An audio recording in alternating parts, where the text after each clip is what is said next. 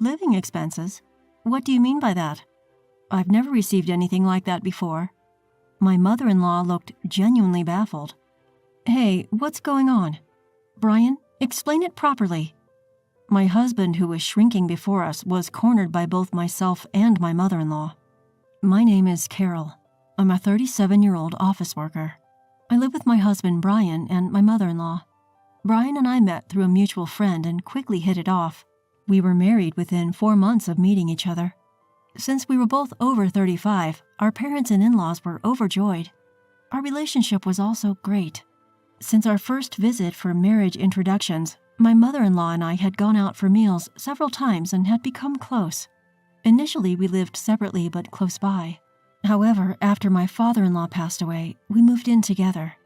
Despite what people say, there was no mother-in-law bullying and our life was going smoothly. My mother-in-law would do the housework instead of me. I felt guilty, but as often as I got home late, I depended on her. It might sound odd, but I was grateful and had been giving her some living expenses and a small token of appreciation through my husband. However, that didn't mean I could leave everything to her. But since she always said it was fine, I had been relying on her. Since my husband's food consumption has increased recently, I have become a bit worried about whether the amount of money I provide for our daily expenses will be sufficient. So I decided to discuss this with my husband first. Hey, about the living expenses we're giving to your mom, you've been eating a lot lately and she's been doing all the cooking and cleaning, right? I'm thinking we should increase it a bit. What do you think? Huh? It should be fine, right? She's probably happy that her son and daughter-in-law are living with her and she hasn't said anything about it being insufficient. Don't you think we need to show our appreciation? Not just in words, but in a tangible way. So I'll give a little more next month. Could you pass it on to your mom? At my suggestion, my husband nodded with a happy smile. Really? That's great. I was actually thinking the same thing. Thanks. I thought he was being a little too optimistic, but this wasn't the first time, so I decided not to worry about it. I decided to give a bit more. Then, a little while later, I had a severe accident. I collided with a bike at an intersection. I fractured a bone and had to be hospitalized for 2 weeks. My husband brought me my stuff on the first day. Hey, are you okay? It looks painful. I'll let my mom know. That would be great, thanks. Since it's a shared room, I can't make a call. Could you tell her that I'll contact her once I'm able to move? My husband cheerfully responded, Sure, I got it, and went home. I was a bit worried, but I told myself that's how he always is. But then a week passed. Despite waiting, my husband never came. Not even my mother-in-law. Even if my husband was busy with work, it was unthinkable that my overprotective mother-in-law wouldn't come to visit me when I'm not feeling well. I moved to the lounge room with crutches. There was no contact on my cell phone either. I called my husband first, but he didn't answer. Well, he's probably at work, I thought, and then I called my mother-in-law. My mother-in-law picked up on the third ring. Oh, Carol, you sound beat.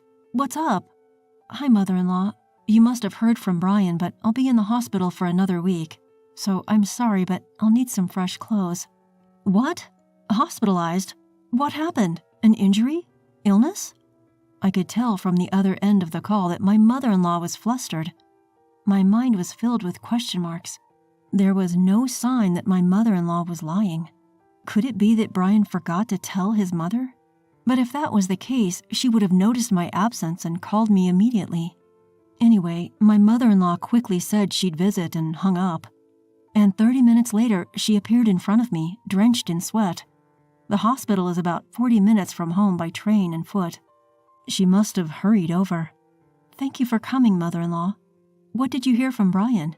You were going on a business trip for 2 weeks. He told me it was sudden, so he asked me to pass it on. Yes, Brian is also on a business trip. At that statement, a possibility dawned on me. My husband might be cheating on me. Why? Because Brian is an illustrator, so he can work from anywhere. But according to him, the home environment is the best for work, and unless something significant comes up, he doesn't go out. Even if there are occasional local meetings, I know that the company doesn't arrange for a meeting that requires a business trip. How do I know? The answer is simple. Because I work in the same company as an administrative staff member. What's wrong? You look pale. Are you feeling unwell? Mother-in-law, our company wouldn't send Brian on a business trip. That's the job of the sales team. I'm in admin, so I don't go on business trips either. At my words, my mother-in-law tilted her head. I wished I could have been as naive. In other words, Brian lied. There's been no notification of his absence for a week, so I guess he's still working. I wonder where he really is. He left his injured wife in the hospital and lied to me. Did Brian tell you where he was going on business? Now that you mention it, he said he was staying in a hotel in Miami, that the company had arranged it. Oh yes, here it is. My mother-in-law showed me the hotel's website she found on her smartphone. It was a hotel we had stayed at during a previous vacation. It was where we stayed for our wedding anniversary. Of course, it was more expensive than other places, not a place where a company would cover the accommodation cost. I felt a headache coming on from such a sloppy alibi. Mother-in-law, this is hard to say, but Brian might be cheating. What? Brian? But this situation does seem suspicious. Oh, isn't this the hotel? Hold on a moment. Let's confirm if he's really there, my mother-in-law said and called somewhere. After a while, she hung up with a smirk on her face. They said they'll check it out for me. First, we need to verify the facts. Turns out that the hotel is run by my mother-in-law's relative. She told Brian about it before, but he either forgot or didn't care. About 10 minutes passed when I got a call from my mother-in-law. The results were damning. My husband, Brian, seemed to be staying overnight at that hotel, and with a woman no less. Although it was not allowed, the situation was special, and my mother-in-law told me the name which Brian was with. I was shocked to hear the name. I know her, actually. She's a friend of mine. Mother-in-law was equally surprised by this revelation. Turns out the other woman was my coworker and friend, Jessica. Jessica works in the same department as Brian. She was even the one who introduced me to him. She had attended our wedding, even giving a speech. Mother-in-law was furious, her face turning bright red. I had to hurriedly stop her from calling Brian. Let's gather solid evidence first. Hire a private detective. After that, I'm going to file for divorce. I can't accept a man who cheats with my friend. I plan to seek alimony, so I'm sorry for the trouble this will cause you, mother-in-law. Don't worry about it. I'll give that idiot son of mine a piece of my mind. How dare he betray such a good wife? When he comes back, he'll get a thrashing. I felt a bit uplifted by mother-in-law's words and started looking for a private detective. A relative of mother-in-law recommended a detective agency, and I decided to hire them. After reading the report they provided, I couldn't help but laugh. Turns out my friend, Jessica, was pretending to be the wife of my husband while they were on location. 3 days before my scheduled discharge from the hospital, I called Brian. I kept it a secret that mother-in-law knew about me. How are you feeling? I'm sorry I've been too busy to visit. I'll definitely pick you up on your discharge day. Do you need anything? No, I'm fine. Sorry for being a bother while you're so busy. Apparently my recovery is taking longer, so my discharge date has been extended. I'm just calling to let you know. I'm borrowing things like pajamas from the hospital, so no need to worry. Looks like I'll be discharged a week from now. Sorry for not being able to support you while you're so busy. Oh, could you withdraw money for the hospital bills? I don't have any cash on hand, so could you do it on my discharge day? I see. That sounds tough. All right, I should be done with my delivery in a week, so I'll go to the bank before picking you up. My mom's been worried too. She's caught a cold and feels bad for not being able to visit you. Brian nonchalantly lying through his teeth. Knowing it was all lies, I had to restrain myself from laughing. Oh, is that so? Please tell mother-in-law to take care. Did you manage to inform the office? Thank you. Did they say anything about allowances? Eh? Oh, they did. I'll take care of the procedures. You just rest and recover. Hope you get well soon. All right, thank you. See you in a week then. I already knew what Brian had told the office about me. I had confirmed it with the office before Brian's call. Brian apparently told the office that he was going on a trip and applied for my leave. So my boss asked right off the bat, "How was the trip? Are you getting good rest?" After I explained my situation, my boss decided to visit the hospital immediately. Not only my boss, but also the HR department came to the hospital. And it turns out I'm entitled to sick leave benefits. I found out that my husband, Brian, has been out of touch for about a week, and he's also running late on his deadlines. The same seems to be true for his mistress. They can't seem to get in touch with her either. It turns out that something like this has been going on for the past 6 months, and it's finally come to a head, so they came to talk to me. I told my bosses that I wanted them not to mention this to Brian or his mistress until a week later, and after that they can impose any punishment they see fit. As planned, I was discharged from the hospital. It seems that Brian had submitted another application for my paid leave, and his mother, my mother-in-law, got a call from him saying that his business trip was extended. Despite my hospital stay being extended because I'm not feeling well, he's extending his vacation with his mistress. It's clear there's no love left for me. I felt a bit sad. I decided to take my paid leave as planned. My boss told me to take as much time as I needed. For a week until Brian returned, my mother-in-law and I prepared to give him a piece of our minds. The day before, I was supposed to tell Brian about my discharge from the hospital. I called him. "Hello, how is your mother doing?" "I'm feeling good and I got discharged today. It was sudden, so don't worry about picking me up. I can pay with my credit card." "You're working today, right, Brian?" "Don't worry about me." "What? Really?" "Got it. I have a meeting soon and another one tonight, so I won't be home until late. Sorry." "That's fine. Don't worry about it. I'll take a taxi home." I barely held back a laugh at the sound of the shopping center announcement in the background of Brian's call, and responded. Then I calmly hung up the phone and pressed the button on the voice recorder. I had already heard from the detective that Brian was planning to go shopping today, so I intentionally called him at that time. When I checked the voice recorder, Brian's voice and the announcement were both clearly recorded. Brian had apparently contacted my mother-in-law, telling her that he was actually on vacation with a friend. He claimed it was a working vacation of sorts, so it wasn't exactly a lie.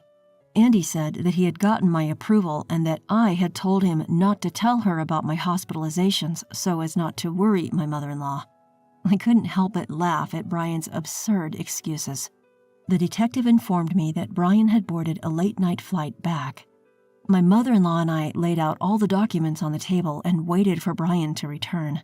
However, Brian called me and said this.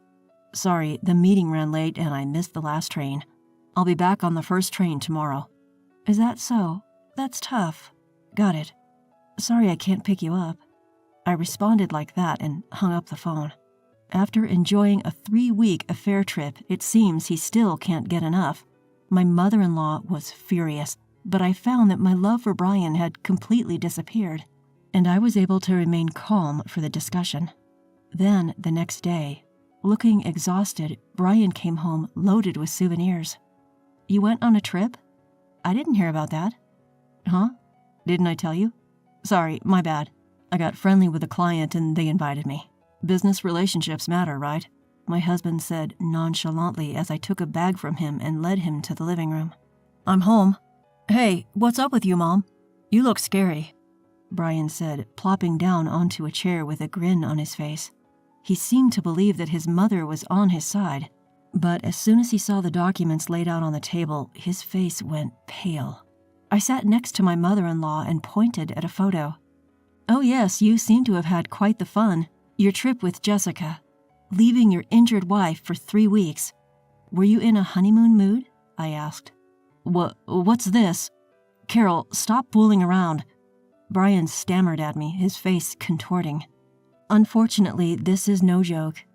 I have evidence from a private detective. You were pretty careless, weren't you?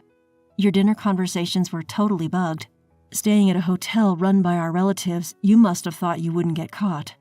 At this, Brian's face turned even more shocked. He looked at his mother for help. "Mom, it was a lapse in judgment, so I—" "A lapse in judgment that lasted 3 weeks seems a bit too long, don't you think?" His mother cut him off with a cheerful smile. Brian, who had been hoping for help, was stunned. "Here, These are documents for a claim for damages and a divorce application. Fill it out now." "Damages? Divorce?